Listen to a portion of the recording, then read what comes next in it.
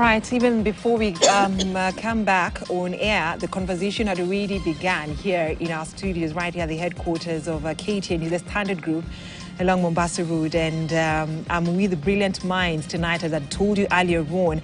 I am with the woman representative of Nairobi County. I'm talking about Esther Passaris, representing the women, the voices of the women here in the country. And of course, I know she has been affected by some of the deaths of the women that she represents here in Nairobi County. And also, let me just, still on that line of parliament representation, I have Gloria Oluba, Senator. She'll be talking to us, what she feels, her take, and of course, some of the policies that have been put in place. We know that Airbnbs are governed through the Tourism Regulatory Authority Act, but is that enough? Are women protected when they get into these rooms? And of course, from the president's side, we have the president's advisor on women's rights. I'm talking about Harriet Chigai. I got the pronunciation correct, yeah? Harriet Chigai, representing the president's, will be representing the president's sentiments right there when it comes to women's rights. What are their rights when these cases land along the corridors of justice? I know one of the suspects has been arrested, but what is the government saying about protecting women? And from FIDA, we've not forgotten FIDA. They issued a statement concerning these deaths. And we shall be having, actually not we shall be, but we are having on set Irene Ochola, who's the Client Services Officer representing FIDA right there, the voice of the women. What is FIDA saying? What are they standing for? And of course, even the men have also talked about this whole issue. Why is FIDA not defending them when it comes to this whole incident?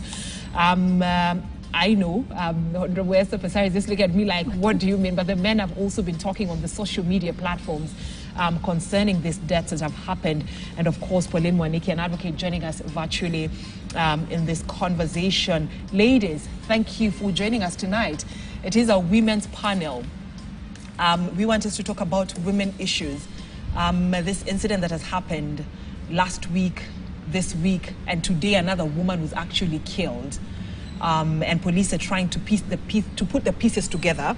Is that connection with the previous murder cases, or is it a network of suspects targeting specific people? And it's the saddest part is young women in their 20s. You know, that for Risambu, it was a university student, a 20-year-old university student. Let me begin with Pauline Mwaniki, joining us virtually, an advocate. Pauline, I'd like to pick your mind on this whole conversation. What is your take? All right, thank you very much. It is indeed a pleasure to be joining you virtually. My take, first and foremost, personally, is that it is really, really saddening that such a murder is going on. And I would like to urge each and every woman, each and every girl, each and every man or boy, just be careful when you are out there going to meet someone for a date, for dinner, for lunch, or for anything. I am calling upon someone, when you're going out, please let at least one or two people know where you are, who you are with, the phone numbers of who you are with, even sending a pin location of exactly where you are. And I'm really, really saddened by these murders, and my heartfelt condolences to the families that are affected. And on a legal note, indeed, we see that that is criminal law, because that indeed is murder. And we can see that in the aspect of murder, when we are discussing murder, we usually have two ingredients to murder. Number one is the mens rea, which is the intention. And number two is the actor's rea, the actual intention. So when these murders are happening, the perpetrators of these murders, did they have intention in the first place? Was it a calculated move to lure these women into their death? Or is it there's usually an arrangement and maybe they're already there, and this woman or this lady does not give in to the demands that the perpetrator wants, and then it ends up now being to the death of this particular person. We have laws in Kenya which pertain to the criminal law, the aspect of murder, the aspect of attempted murder, and also the aspect of manslaughter.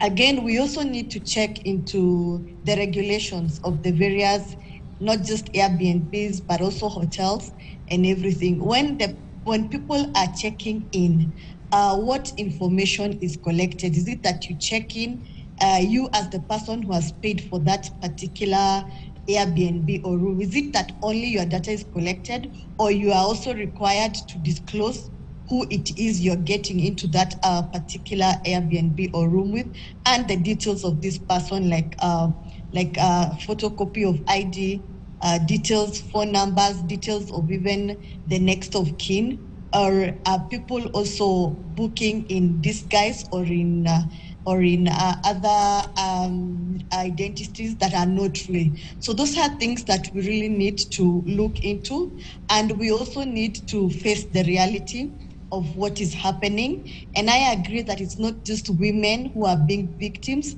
but also men have also been victims. So we need to look into all those aspects, and so that we can get to where is the problem and how do we deal with this, based on actually addressing the real issue and identifying the root cause, so that we can come up with a solution and a way forward to safeguard our women and to safeguard our men as well.